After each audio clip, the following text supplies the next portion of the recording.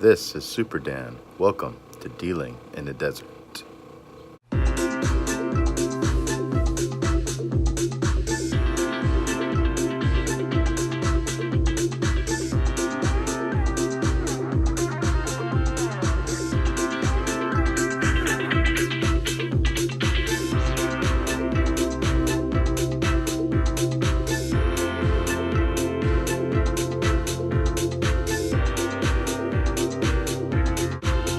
Hello, ladies and germs. Superdan, Dealing in the Desert. We have got the results of the Great Cigar Tasting Challenge brought to us by United Cigar. Today is September 23rd. I think they put it out 2 days ago. Some surprises, some things that made me go, and we'll go over these, and we'll go over each cigar. I researched their prices. Definitely, this cigar challenge was a deal. It was probably almost a 2-to-1 deal. Paid $70 for a shipment of 14 cigars. That's about $5 a cigar, but some of these are almost double that price. Some are a little bit more. So in terms of the cost, it was a great deal. So, I'm gonna, for the last time, explain very quickly what this cigar challenge was. Basically, it was sponsored by United Cigar. You received 8 cigars in the mail in a bracketed format: 1 versus 2, 3 versus 4, 5 versus 6, 7 versus 8. You got those, and you smoked both, and you voted for the winner.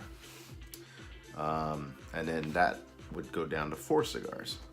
Then you would get a separate shipment of the 4 winners of those brackets, 4 cigars, and that would be 9 versus 10, 11 versus 12, and then you declare the winner of those, and then you get cigars 13, cigars 14, and then out of that's a winner. Okay, that's how it worked. I picked winners 1, 4, 6, 8, 9, 11, and 14. So, what were these cigars? Okay, that's the question number 1. Okay, cigar number 1 was the Oliva Series G in Robusto. Now I looked up all these prices online real quick. All these prices are approximate. It's just what I found real quick online. $6.15 a stick. I picked number 1 as a winner. This was the closest of all the challenges, but number 2 slightly won by 50.9%. Remember, there's about 200 packages, only 165 voted, so I'm guessing the other cigars went to various other things. But the second cigar was United Robusto Natural. That was a $5 stick. Okay, cigars 3 and 4.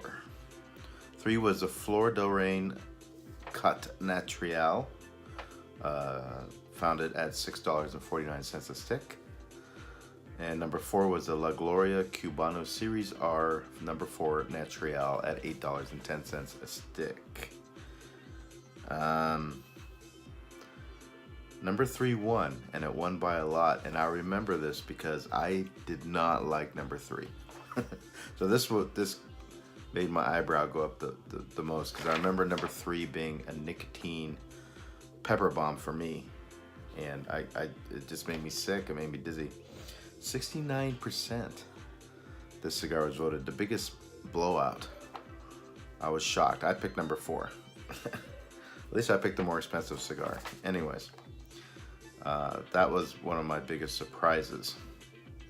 All right, cigars 5 and 6. 5 was the Bandolero Tremendos.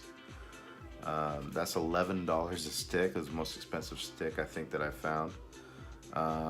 And number 6 was the Camacho Robusto Criollo, $7.50 a stick. Number 5 won the vote, 55.8%. Of course, I picked number 6. Welcome to the Contrarian. It wasn't a blowout by any means, but a lot of from the Ashholes podcast, a lot of bad things about number 6. That was one of my biggest surprises, because when I smoked cigar number 6, the Camacho Robusto, I didn't get any of the taste that they were talking about. They said they were getting like a ammonia taste, like the cigar needs to be aged, and I mean, just a really not pleasant smoke at all for them. I didn't get any of that, so I must have got a good batch, I guess, because I thought 6 was pretty good, and I voted for 6.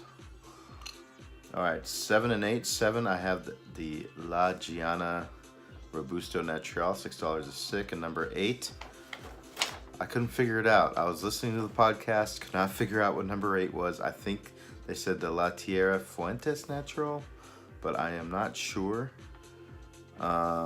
Anyways, I voted for number 8. I don't know what number 8 was, and I don't know who won 7 and 8. So if you ever get some time and listen to the podcast, let me know, because they didn't make it clear. They didn't make a lot of things clear, to be honest with you, but that's in the critiques later. But anyways. Okay, so 9 and 10. The winners of 9 and 10, which is the winners of 1, 2, and 3, and 4, was the Flor del Rey, the number 3 cigar, at 63%.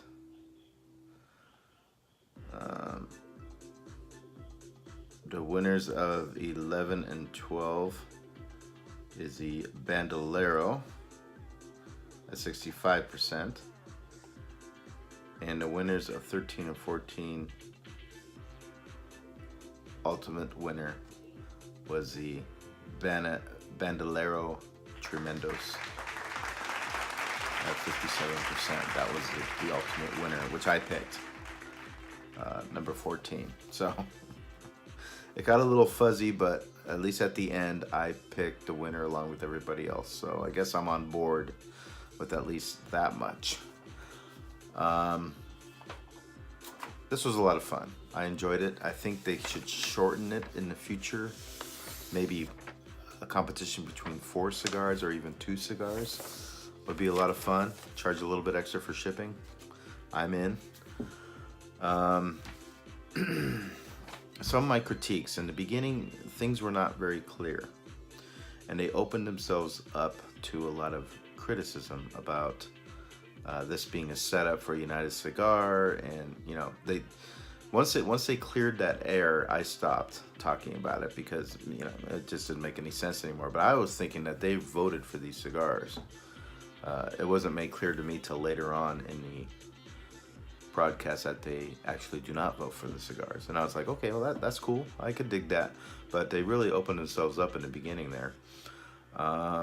Look, I'm not part of United Cigar, and I'm not part of the Ashholes, so I'm more free to speak.